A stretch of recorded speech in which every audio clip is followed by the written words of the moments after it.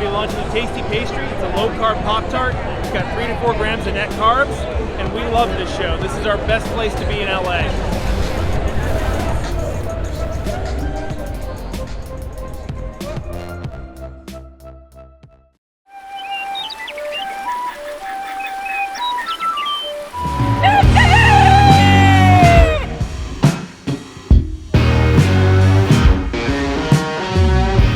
Welcome back to Legendary Foods Muscle in the Morning. I'm Dave Palumbo, and today is Tuesday, July 22nd, 2021. And let's find out what's going on in the world of bodybuilding and fitness.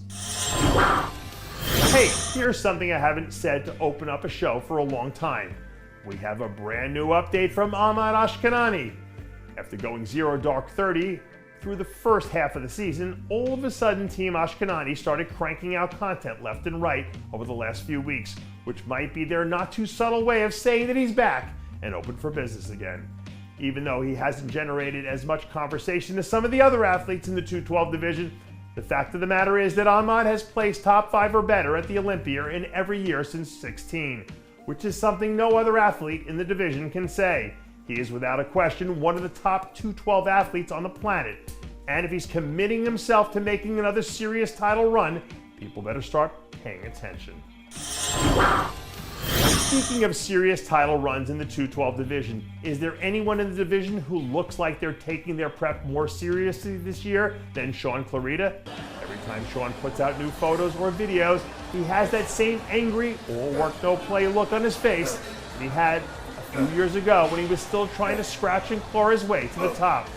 For better or worse, Shaun still looks like he's walking into the gym every day with that same underdog mentality that he's had throughout his entire career, even though he's the one everyone's chasing now.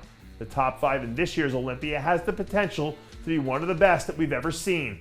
But even in a lineup that could be historically great, when Shaun's locked in like this, it's hard to imagine anyone else pulling off the upset. In the last segment, I mentioned this year's 212 lineup having the potential to be historically great, which is absolutely what it could be. But the way it looks right now, there might be a spot opening up in the top 10 after Bo Lewis's announcement that he was switching to the men's open division. A few days ago, Bo announced on social media that the next contest he was competing in would be an open event, which would effectively take last year's 9th place finisher out of the equation for the foreseeable future. On the surface, one of the interesting things about Bo's decision here is that it comes on the heels of him having the best season of his career and that 9th place Olympia finish, which was one of the biggest highlights. With that being said, if transitioning into the open feels like it'll create more opportunities down the road, then I guess there's no time like the present. You know how they say that in order to be the best, you've got to beat the best? Well, what about if you are the best already and the best of all time? Because when that's your situation, like it is for Oksana Grishina, doesn't being the best just come down to doing what already comes natural? Even though she made her big return to the Olympia stage last year, I think Oksana Grishina would admit that getting back to who she was before she decided to step away was harder than she thought. And that doesn't even take into account the fact that she ran headfirst into 2 giant buzzsaws in Missy Truscott and Whitney Jones. But like I just mentioned a moment ago, we've never seen anything like Oksana Grishina in this division when she's firing on all cylinders. And if she gets back to that level again, there are still a lot of people who believe that she's in a class all by herself.